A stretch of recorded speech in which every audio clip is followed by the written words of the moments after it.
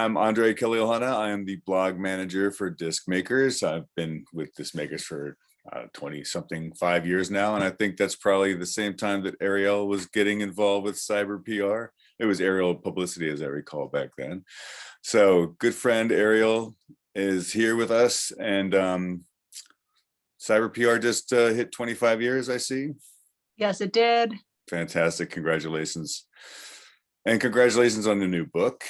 We've got a new book out coming in June, The Ultimate Guide to Music Publicity. Do you ever turn people down? Like, if somebody comes to you, are there things that you say, yeah, you guys aren't ready, or where you might recommend that they get some other things in line before they start working with you? And I'm kind of curious as to what those things might be. We turn people down all the time.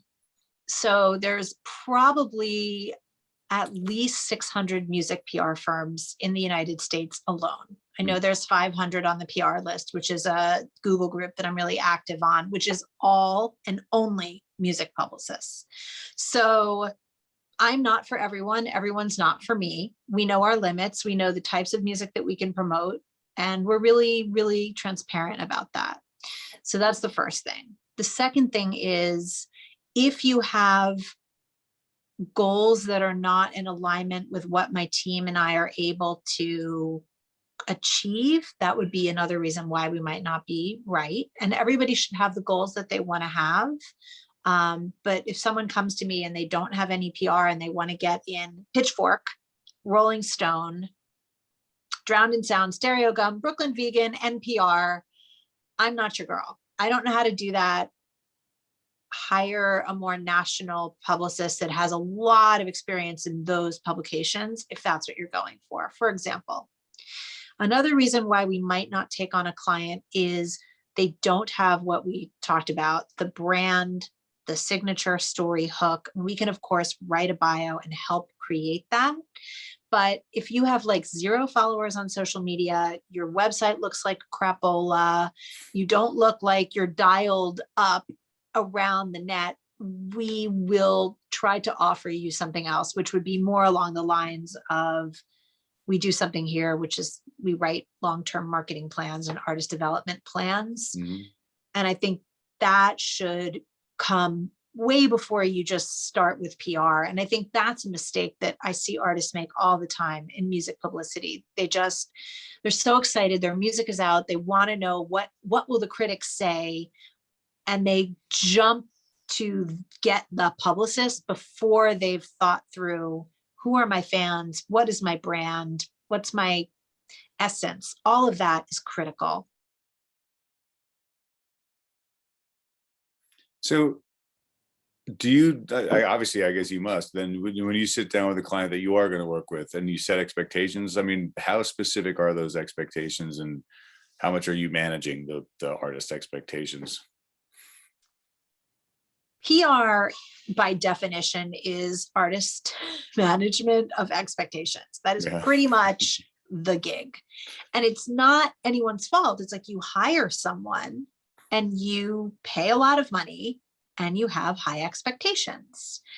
It really helps to manage your own PR before you ever hire a publicist, just so you understand what the process is. I don't love working for people that have 0 experience, because until you know how freaking hard it is to hit up a journalist 25 times before they finally open your email, or until you've gotten your heart broken on Submit Hub more than one go around, you really won't understand or value what your publicist is actually doing for you. Right.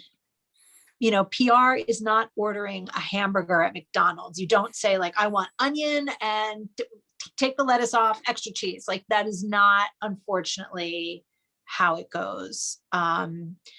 It's all about timing. It's all about having music that fits in today's zeitgeist. So like whatever's trendy and popular on most music blogs, that's going to get more PR than something that's a little bit more niche-y or esoteric.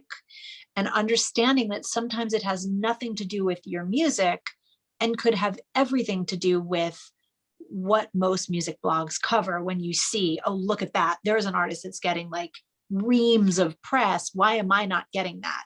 The answer sometimes is in the genre of music that you play. So I'm assuming that answering these sorts of questions is exactly why you wrote this book, but I don't want to answer your question before I ask it. So what was it that brought you to writing this particular book at this time?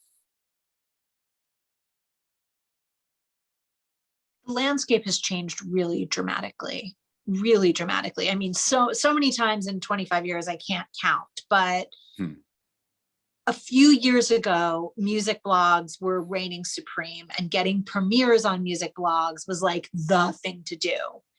And I think a lot of times, like whenever you entered into the business or whenever you focused in and studied whatever it is you decided to learn about, like reading your blog or reading any artist blogs and trying to understand the landscape, it changes so dramatically and so much at a breakneck speed that you might have really been up with what was up 4 years ago, and you hire me and I'm like, whoa, wait, let's talk.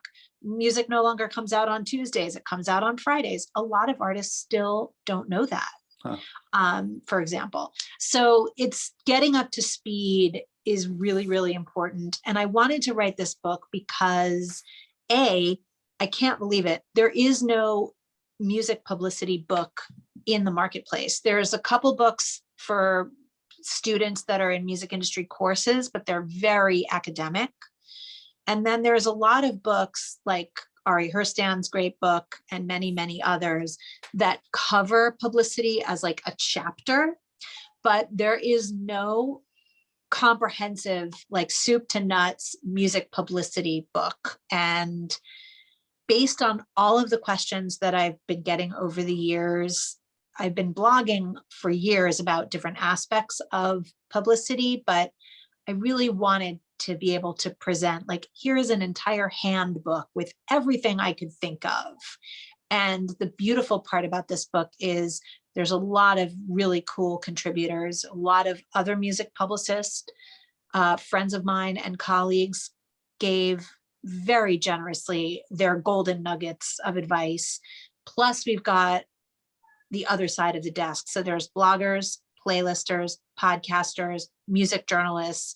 All of them have also given me advice to include. Plus there's 11 independent artists who have done excellently at their own, is that even a word? Excellently, have done a phenomenal job at their own PR. And I wanted to include their stories and their journeys just to give it some context. Like, this is what it looks like for an artist that tours. This is what it looks like for an artist that never tours. This is what it looks like for an older artist. This is what it looks like for an up and coming artist, etc. So that was my intention with putting this book together. The cover has got the boombox, the rainbow boombox. What was the cassette boombox all about? I thought that was a funny choice. Did you? I don't know. I mean, I think probably because I'm from the 80s. That would be answer number one. Every single publicist book has either a bullhorn, right, or a microphone or musical notes, right. You know, and I was like, okay, I wanted something that was expressing like music going out into the world. I grew up in New York City in the 70s and 80s. And that was like my experience of music out in the world was boom boxes. So I like it. It's funny, you know, yesterday's boombox is today's version of like that schmuck on the train who's like blasting his iPhone. Yeah. They're like, really? Yeah. I do have one last before I let you go, because you mentioned in the book, and I have to admit I didn't read all the way into the chapter because I wanted to talk to you about it, but you said something about film and TV placement, and I was curious if that was something that you work with as like from a PR standpoint. Is that something that I can expect as an artist to get working with a publicist? No, not so much. So I do talk about film and TV placement because part of the book, and it maps out all of the different areas where artists need to understand that they need a separate and focused communication plan. So publicity in the way that I'm talking about it for most of the book is obviously the relationship between you and the media. And Right. media is very broad now, as we know. But I did also want artists to understand that film and TV is a whole other area where you need to understand a whole other ecosystem, as is getting a sponsor, getting live gigs, dealing with people in the industry, getting booked at showcases or at conferences. All of these require pretty much a whole book's worth of understanding. So I did want to mention that, as you know, a lot of people do call me and they say, you know, if you do my publicity, will I get placed on film and TV? There are a couple of PR firms that do offer that. We don't have those relationships, being that we're not in LA, unfortunately. Is there anything else that you're dying to tell me that I didn't get to? I think there is another thing to keep in mind for your strategy overall, and that is, even though COVID looks like there might, thank God, finally be a light at the end of the tunnel, the industry has definitely shifted. And the shift that I see is people have a lot higher expectation and tolerance and interest in live streams. Right. And so if you're the type of artist that you haven't quite added live streaming into your strategy, I would recommend, or maybe you did a little live streaming and you decided, well, gosh, the world is opening up again, I really would like to get out in it, of course. I think keeping in mind that a live stream strategy is a great way to keep your story going. It's a great way of globally, I mean, the world is not open just because the United States is more open. There are several countries that you cannot get into or out of. So touring is still going to be quite some time till I think we see a global market reopening. However, people from all over the world can come and see your show if you have a live stream strategy.